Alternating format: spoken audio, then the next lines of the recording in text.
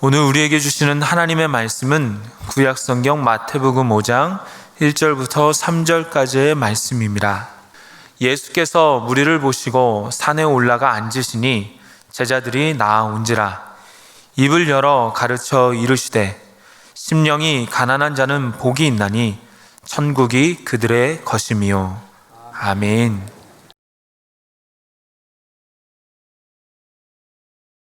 마태복음 4장은 다음과 같이 끝이 납니다. 마태복음 4장 25절 말씀을 봅니다. 갈릴리와 데가볼리와 예루살렘과 유대와 요단강 건너편에서 수많은 무리가 따르니라. 예수님께서는 온 갈릴리에서 두루 다니시면서 그들의 회당에서 가르치셨습니다. 또한 천국 복음을 전파하셨습니다. 그리고 백성들의 병을 고쳐주셨습니다. 그러자 큰 무리가 예수님을 따랐다고 성경은 기록합니다. 자, 그런데 이 마태복음 5장 1절은 어떻게 시작합니까? 예수께서 무리를 보시고 산에 올라가 앉으시니 제자들이 나아온지라. 이 갈릴리와 데가볼리와 예루살렘과 유대와 요단강 건너편에서 수많은 무리가 예수님께 몰려왔습니다. 근데 예수님은 그 무리를 보시고서 산으로 올라가 앉으십니다. 예수님을 따르겠다고 했던 모든 백성들이 다 그 산으로 간 것은 아닙니다. 그런데 제자들만 예수님 앞에 있습니다. 그 제자들을 향해서 예수님께서는 산상수훈을 가르치십니다. 이 장면을 상상으로 그림으로 그려낸 화가가 있습니다. 이 17세기에 풍경화를 주로 그렸던 이 클로드 로랭이라는 화가가 있습니다.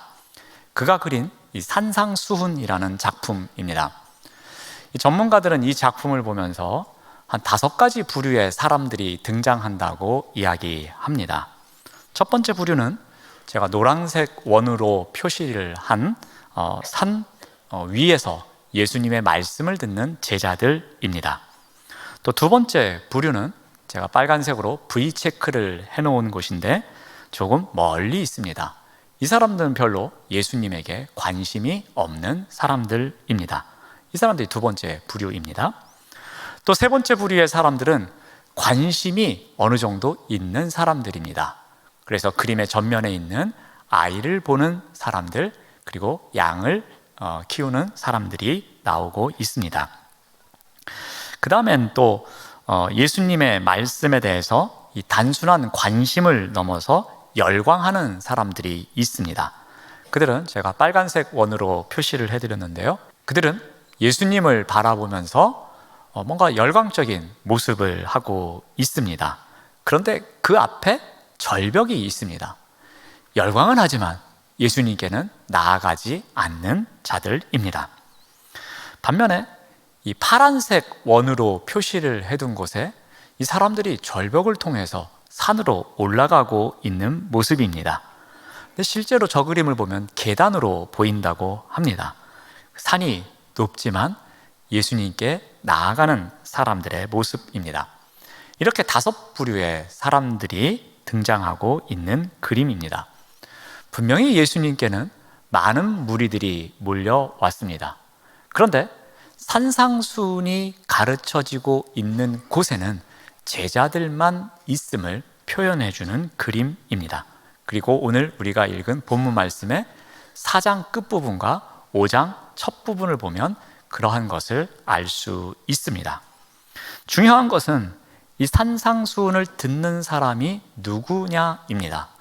그 무리들 전체가 아니라 그 중에 제자들만 산 위에 올라가서 예수님의 말씀을 듣고 있는 것입니다. 자, 이것을 통해서 우리가 산상수훈의 정의를 알 수 있습니다. 산상수훈은 예수님을 믿고 따르는 수많은 무리 가운데에서 제자된 삶을 살아가고자 하는 자들에게 어떻게 살아가야 복된 삶을 살아갈 수 있는지를 가르쳐주는 말씀이라는 것입니다. 자, 그러면 이 산상수훈을 통해서 선포되고 있는 복의 말씀, 그 첫 번째 말씀을 오늘 살펴보고자 합니다. 그리고 두 번째부터 일곱 번째까지는 우리 특별 새벽 기도회 때 살펴보고 그 마지막은 다음 주 주일에 우리가 함께 살펴보고자 합니다. 첫 번째로 우리 마태복음 5장 3절 말씀의 앞부분을 봅니다. 심령이 가난한 자는 복이 있나니. 그렇다면 우리가 먼저 알아야 될 것은 심령이 가난한 사람이 누구를 가리키는 것인지를 우리가 살펴보아야 할 것입니다. 여기에 나오는 가난한 자로 번역된 헬라어는 이 프토코스입니다. 이 단어는 극빈자 또는 산산이 부서진 자를 나타낼 때 사용하는 단어입니다. 그런데 예수님께서 말씀하시는 이 가난한 자는 물질적인 부분을 언급하시는 것이 아닙니다. 이것은 마음과 영혼이 산산이 부서진 상태, 그래서 자기가 할 수 있는 것은 아무것도 할 수 없는 그 상태를 인정하는 사람을 말합니다. 또한 하나님의 자비와 은혜에 전적으로 자신의 부족함을 알고서 자신을 내어 맡기는 자가 심령이 가난한 자입니다. 자신의 영혼 깊은 곳에서 외침이 나옵니다. 나에게는 예수님이 필요합니다. 예수님, 저를 도와주십시오 라는 외침이 나오는 자이기도 합니다. 즉, 하나님의 도움이 없으면 단 하루도 살아갈 수 없음을 고백하는 영적인 갈급함이 있는 자가 심령이 가난한 자입니다. 자, 그런데 중국어 성경을 보면 이 가난한 자를 허심한 자라고 번역하고 있습니다. 여러분, 이 허심이라는 단어는 욕심을 내려놓다라는 뜻입니다. 즉, 마음을 비우는 것, 이것이 허심입니다. 이 헬라어 의미가 갖고 있는 것과 이 중국어 의미가 갖고 있는 것을 종합해 보면 심령이 가난한 자는 다음과 같이 정리할 수 있을 것 같습니다. 우리 또한 이 자신의 마음을 돌아볼 때가 있습니다. 그런데 그 돌아보는 마음 가운데 욕망 덩어리가 있음을 발견합니다. 때로는 돈을 탐합니다. 때로는 지위나 권력을 탐합니다. 때로는 공적을 탐합니다. 때로는 명성을 탐하는 소위 부귀공명에 대한 욕망 덩어리가 가득한 우리의 마음을 발견할 때가 있습니다. 이러한 욕망 덩어리를 바라보면서 이러한 욕망 덩어리가 나의 마음에 가득한 것을 보면서 나의 마음이 산산이 부서지기 시작합니다. 내 영혼 깊은 곳에서 나지막한 외침이 나오기 시작합니다. 예수님이 필요합니다. 이러한 부귀공명보다도 예수님이 나에게는 우선입니다 라는 고백이 나오기 시작합니다. 점점 갈급한 심령이 생깁니다. 그래서 욕망 덩어리를 하나씩 하나씩 내려놓습니다. 마음을 비웁니다. 바로 허심, 마음을 비우는 삶을 살아갑니다. 심령이 가난한 자는 바로 이 비움과 채움의 원리를 아는 자입니다. 자신에게 욕망 덩어리가 가득한 것을 보고서 그 욕망 덩어리를 내려놓는 비움의 원리를 아는 자입니다. 그리고 그 비움 이후에 주님의 마음으로 채우는 삶을 살아가는 것입니다. 심령이 가난한 자는 마음을 비우는 허심한 사람이지만 주님으로 가득 채우는 갈급한 마음을 갖고 살아가는 자가 바로 심령이 가난한 자입니다. 자, 그렇다면 오늘 말씀에서 또 이야기하고 있는 것이 이 심령이 가난한 자에게 주시는 약속입니다. 그 약속의 복이 무엇인가입니다. 우리 3절 말씀을 계속 봅니다. 심령이 가난한 자는 복이 있나니 천국이 그들의 것이며 라고 말씀하십니다. 이 산상수훈에서의 복의 개념은 우리가 알고 있는 해피니스의 개념이 아닙니다. 여기서의 복은 이 블레싱으로 번역이 됩니다. 이 블레싱이라는 단어는 이 브리드, 즉 피를 흘리다라는 단어에서 온 것입니다. 앵글로색슨족은 이 피의 제사를 통해서 하나님과의 바른 관계를 맺는 곳에서 축복이 임한다는 믿음이 있었습니다. 그래서 그들은 이 블레싱을 통해서, 즉 브리드를 통해서 하나님께서 축복해 주신다는 하나님과의 관계를 강조하곤 했습니다. 이 산상수훈의 복 또한 같은 의미입니다. 하나님과 바른 관계를 맺는 것이 복임을 강조하고 있습니다. 그런데 심령이 가난한 자에게 주어지는 복이 무엇이라고 합니까? 천국이라고 합니다. 그렇다면 이 천국의 개념이 어떠한 것이겠습니까? 단순히 장소적 개념만은 아닙니다. 물론 장소적인 개념이 매우 중요합니다. 그런데 여기서 말하는 복의 개념에서의 이 천국은 어떠한 경계가 있는 영토를 의미하는 것이 아닙니다. 영역이 한정되어 있는 것을 말하지 않습니다. 이것은 심령이 가난한 자가 누리는 천국이라는 복인데, 이 관점 또한 하나님과의 바른 관계에서 접근할 수 있는 것입니다. 즉, 심령이 가난한 자가 누리는 천국이란 어떤 것인가? 그것은 하나님의 다스림, 하나님의 통치 가운데 살아가는 것을 이야기합니다. 이미 시작된 하나님 나라에서 하나님의 통치 가운데 살아가며 누리는 복을 의미합니다. 하나님이 통치하시는 그 마음, 하나님이 통치하시는 삶 속에서 하나님과 깊은 관계를 맺으며 살아가는 자의 복을 의미하고 있는 것입니다. 자, 그렇다면 어떻게 해야 우리가 심령이 가난한 자로 살아갈 수 있느냐입니다. 어떻게 해야 우리가 심령이 가난한 자로 살아가며 하나님과의 깊은 관계를 누리는 복을 누리면서 살아갈 수 있는가입니다. 오늘 심령이 가난한 자에 대한 정의를 두 가지 측면에서 접근을 했습니다.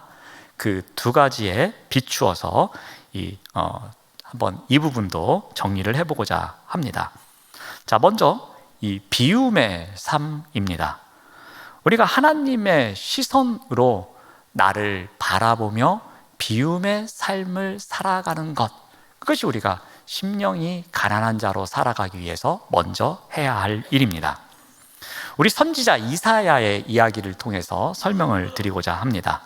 그는 궁궐을 마음대로 출입할 수 있는 귀족의 아들이었습니다. 그렇지만 매우 경건한 사람이었습니다. 그는 그 시대의 많은 청년들처럼 도덕적인 허무주의에 빠지지 않았습니다. 그는 도덕적으로 매우 깨끗한 삶을 살아갔습니다. 그래서 임으로 보나 점으로 보나 죄 없이 살아가는 사람으로 보여졌습니다. 그런데 어느 날 우시야 왕이 죽던 날이었습니다. 성전에 들어가서 예배를 드리는 가운데 놀라운 경험을 하게 됩니다. 거룩하신 하나님, 영광의 하나님, 그 능력의 하나님의 임재를 경험합니다. 하나님의 임재가 충만한 가운데 새로운 경험을 합니다. 그는 자신이 거룩하신 하나님 앞에 서 있다고 느끼게 됩니다. 그 순간 거룩하신 하나님 앞에서 상대적으로 거룩하지 못한 자신의 모습을 바라보게 됩니다. 그래서 그는 어떻게 고백합니까? 우리 이사야서 6장 5절 말씀을 참고로 봅니다. 그때에 내가 말하되 화로다 나여 망하게 되었도다. 나는 입술이 부정한 사람이요 나는 입술이 부정한 백성 중에 거주하면서 만군의 여호와이신 왕을 배었음이로다 하였더라. 이사야는 거룩하신 하나님의 임재 앞에서 그 하나님의 시선으로 자신을 바라본 것입니다. 그 순간 하나님 앞에서 너무나도 부족한 자신의 모습을 바라봅니다. 지금까지 부정한 백성의 한가운데서 부정한 백성처럼 살아온 자신의 모습을 발견한 것이었습니다.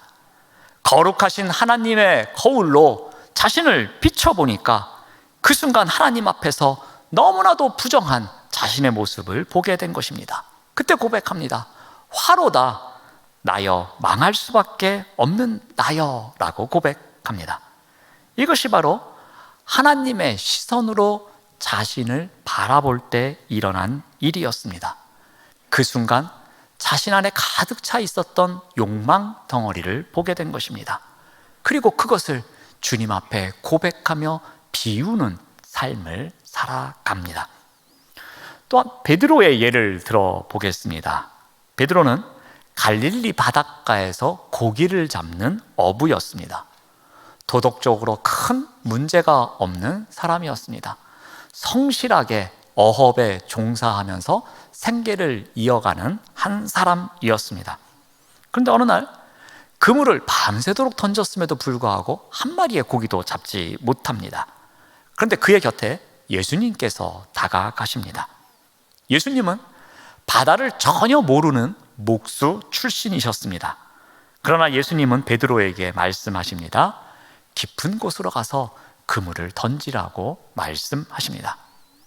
베드로는 순간 거역할 수 없는 그분의 권위를 느낍니다. 그래서 그는 어떻게 답합니까?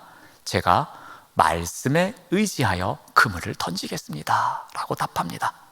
그리고 깊은 곳으로 가서 그물을 던집니다. 그물이 찢어지도록 물고기를 잡습니다. 이제 다시 돌아와서 예수님을 만납니다. 베드로는 어떻게 합니까? 주여, 나를 떠나소서, 나는 죄인입니다 라고 고백합니다. 어떻게 이런 고백이 나올 수 있었겠습니까? 바다의 깊은 곳을 보지 않고도 헤아리시는 저분이 과연 누구일까? 그 고깃대의 흐름을 평생을 이곳에서 어업에 종사하는 나도 모르는데 어떻게 저 사람이 알 수 있을까라는 의문이 들었을 것입니다. 그러한 가운데 그분의 권위를 인정하며 이분이 바로 하나님이실 수도 있겠다라는 마음을 갖게 됩니다. 하나님 앞에 서는 순간 바다의 깊은 곳을 아시는 이분이 나의 마음을 모를까? 내 마음 속에 잔뜩 차 있는 욕망 덩어리를 모르실까? 나의 부끄러움을 모르실까? 이분은 다 알고 계실 거야 라는 마음이 듭니다. 그래서 그분 앞에 엎드립니다. 저는 죄인입니다. 그러니 저를 떠나십시오 라고 고백합니다. 예수님 앞에서 예수님의 시선을 통해서 자신을 바라보니 자신은 죄인임을 고백할 수밖에 없었던 것입니다. 예수님의 기준을 통해서 자신을 바라보니 자신의 마음속에 가득한 욕망 덩어리를 바라볼 수밖에 없었던 것입니다. 전능자의 거울 앞에 선 베드로는 이 고백을 쏟아내면서 자신의 것을 비우고 있는 것이었습니다. 이사야나 베드로와 같이 주님의 임재 앞에서 주님의 시선으로 나를 바라볼 때에 우리의 참된 모습을 발견할 수 있습니다. 내 안에 담겨져 있는 욕망 덩어리를 우리가 발견하게 됩니다. 주님 앞에서 그 욕망 덩어리를 하나씩 하나씩 내려놓습니다. 비움의 삶을 살아가는 것입니다. 허심의 삶을 살아가는 것입니다. 그리고 주님 없으면 살아갈 수 없습니다. 고백하는 것입니다. 이것이 바로 심령이 가난해지는 삶을 살아가는 과정입니다. 바로 하나님과 더 깊은 관계를 맺어가는 진정한 복을 누리는 삶입니다. 이제 주님의 시선을 통해서 나를 바라보았으면 다음으로 해야 할 것은 주님의 시선을 통해서 세상과 이웃을 바라보며 채우는 삶을 살아가는 것입니다. 나를 바라보며 비웠으면 이제는 세상과 이웃을 바라보며 채우는 삶이 필요합니다. 자, 이것은 우리가 예수님께 배웠으면 합니다. 예수님께서는 세상과 이웃을 어떻게 바라보셨습니까? 예수님은 세상과 이웃을 자비와 긍휼로 바라보셨습니다. 그 세상과 이웃을 바라보시면서 자비와 긍휼로 바라보시면서 그 증거로 눈물을 흘리셨습니다. 예수님께서 눈물을 흘리셨다는 것은 무엇을 의미합니까? 그 세상과 이웃을 바라보면서 그 마음속에 끊임없이 긍휼의 마음, 끊임없이 자비의 마음이 올라왔다는 것입니다. 그리고 그 마음이 눈물로 표현된 것입니다. 예수님의 이 긍휼은 동정심이었을 겁니다. 불쌍히 여기는 마음이었을 겁니다. 고난당하는 자와 함께 고난당하고자 하는 마음이셨을 겁니다. 우는 자와 함께 우시려는 마음이었을 것입니다. 바로 그 눈물이 예수님께서 세상과 이웃을 바라보는 방식이 있었습니다. 우리 누가복음 7장에 보면 나인성의 과부의 외아들을 살리시는 이야기가 나옵니다. 이 죽은 아들의 상여를 뒤따라가는 한 여인이 있습니다. 이 여인이 통곡하며 그 상여를 따라갑니다. 예수님께서 이 여인의 울음을 바라보십니다. 이 이웃의 눈물을 보십니다. 예수님께서는 어떻게 하십니까? 가까이 가십니다. 그리고 말씀하십니다. 울지 말라고 말씀하십니다. 여인의 눈물을 외면하지 않으십니다. 여인의 눈물과 함께 하십니다. 여인의 눈물을 긍휼로 자비로 바라보시면서 여인의 눈물을 닦아 주십니다. 예수님께서는 또한 누가복음 19장에서 예루살렘 성을 바라보시면서 눈물을 흘리십니다. 예수님께서는 왜 눈물을 흘리십니까? 지금까지 회개코자 보냈던 그 많은 선지자들을 외면하고 돌로 쳐 죽이고 또 예수님 또한 부인하며 죽이고자 하는 그 사람들을 바라보며 긍휼히 여기셨기 때문에 눈물을 흘리신 것입니다. 예수님은 기도하시면서도 눈물을 흘리십니다. 겟세마네 동산에서 눈물을 흘리십니다. 그 눈물이 자신을 위한 눈물이셨겠습니까? 매를 맞아야 하고 가시관을 써야 하고 십자가에서 죽어야 하는 그 과정을 이겨내는 눈물이셨습니다. 구원을 위해서 살아가야 할 눈물이셨습니다. 그래서 히브리서 기자는 어떻게 기록합니까? 우리 히브리서 5장 7절 말씀을 봅니다. 그는 육체에 계실 때에 자기를 죽음에서 능히 구원하실 이에게 심한 통곡과 눈물로 간구와 소원을 올렸고 그의 경외하심을 인하여 들으심을 얻었느니라. 예수님께서 이 땅에 오셔서 살아내셨던 그 삶에 대해서 히브리서 기자는 이렇게 요약하고 있습니다. 그분은 죄인된 세상과 인류와 그 이웃을 바라보시면서 심한 통곡과 눈물을 흘리셨노라고 기록하고 있습니다.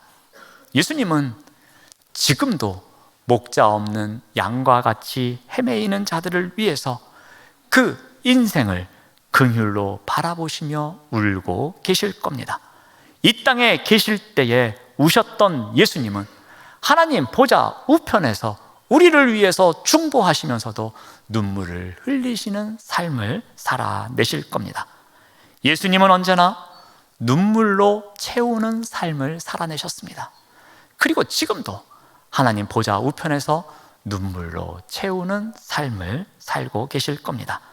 예수님은 무엇으로 채우는 삶을 살아야 하는지를 우리에게 충분히 가르쳐 주셨습니다. 제가 한 달 반 정도 된 것 같습니다. 우리 추수감사절을 준비하면서 그리고 특별 새벽 기도회를 준비하면서 우리 한번 감사 어컴퍼니를 해보자는 제안을 드렸습니다. 그래서 여러 부서에서 이 감사 어컴퍼니를 준비하면서 이웃과 함께하는 시간을 가졌습니다. 그래서 동영상으로 준비를 했습니다. 이 동영상은 지금 안 보여드리고 내일 새벽부터 특별 새벽 기도의 시간 동안에 6번에 걸쳐서 보여드리도록 하겠습니다. 기대하셔도 좋습니다. 근데 제가 그 중에 한 2가지만 간략하게 소개를 하겠습니다. 일종의 스포입니다. 청년부가 어떻게 했느냐면은 청년들이 모금을 했습니다. 무려 370만 원이라는 모금을 했습니다. 그리고 그것으로 필요한 물품을 구입해서 어느 단체를 찾아가 도와주는 일을 했습니다. 어느 여전도에서는 목욕권을 구입했습니다. 그리고 그 지역에 계시는 독거 어르신들에게 그 목욕권을 나눠드리면서 목욕할 수 있는 기회를 드리곤 했습니다. 이러한 내용이 담겨져 있는 영상을 내일부터 보실 수 있습니다. 물론 댁에서 온라인으로도 보실 수는 있을 겁니다. 어떻게 보면은 작은 행동입니다. 어떻게 보면 그냥 지나칠 수도 있는 것입니다. 하지만 예수님의 마음으로 세상을 보고 이웃을 보는 가운데 채움이 필요한 곳을 보게 됩니다.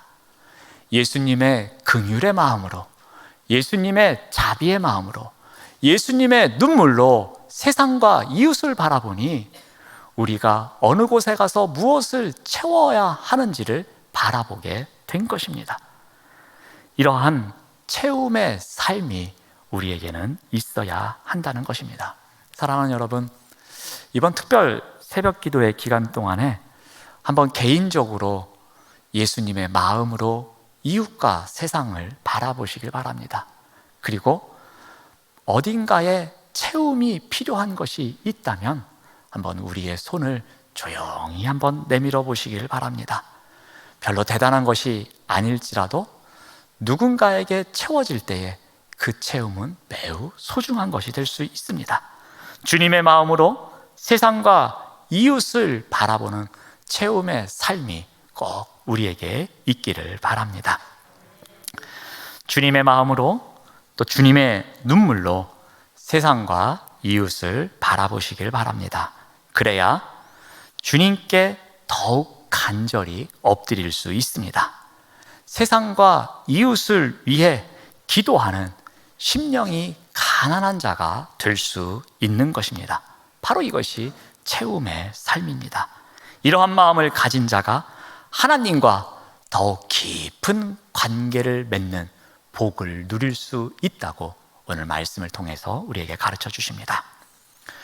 오늘은 심령이 가난한 자에 대해서 우리가 살펴보았습니다. 심령이 가난한 자는 누구입니까? 비움과 채움의 원리를 아는 자입니다. 내가 갖고 있는 욕망 덩어리는 비울 줄 알고, 그리고 주님의 마음으로 누군가에게 채울 줄 아는 자, 이런 자가 바로 심령이 가난한 자입니다. 이와 같은 심령이 가난한 자에게 무엇이 약속되어 있다고 가르쳐 주십니까? 하나님 나라에서 살아가는 복이 있다고 합니다. 그 복은 어떤 것입니까? 하나님과 더 깊은 관계를 맺으며 살아갈 수 있는 복입니다. 그러므로 이러한 복을 누리기 위해서 우리가 어떻게 해야 합니까? 주님의 마음으로 나를 먼저 바라보아야 합니다. 그러면 무엇을 비워야 할지, 무엇을 허심해야 할지를 알 수 있습니다. 바로 비움의 삶이 먼저 있어야 할 것입니다. 그리고 나서 주님의 마음으로 세상과 이웃을 바라보아야 합니다. 그렇다면 무엇을 채워야 할지 채움의 삶이 보입니다. 비움과 채움의 원리를 실천하는 가운데에 심령이 가난한 자로 진정한 복을 누리며 살아가시는 우리 모두가 되시기를 바랍니다. 기도하겠습니다. 하나님 감사합니다. 주님의 마음으로 나를 바라보는 비움의 삶을 살아갈 수 있도록 인도하여 주시옵소서. 주님의 마음으로 세상과 이웃을 바라보는 채움의 삶을 살아갈 수 있도록 인도하여 주시옵소서. 예수님의 이름으로 기도드립니다. 아멘.